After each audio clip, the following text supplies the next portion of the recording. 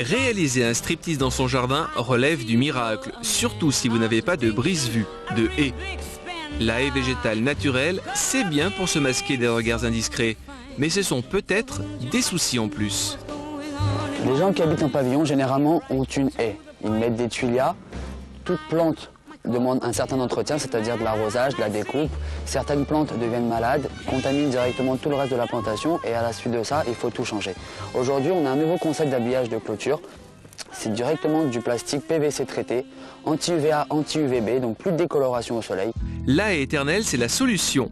La solution, c'est une haie qui verdirait dans l'heure de la pause, une haie qui serait résistante à tout et surtout qui masquerait toutes les vues indiscrètes.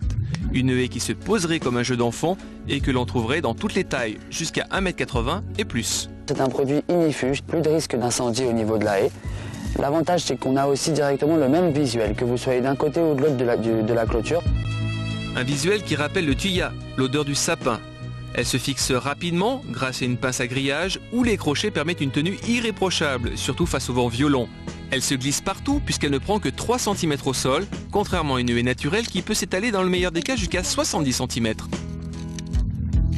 On peut l'insérer, c'est très facile de haut en bas, il y a un sens, bien entendu. L'avantage, c'est que c'est un brin autobloquant. Une fois qu'il est inséré dans le grillage, vous ne pouvez plus l'enlever, uniquement par le bas.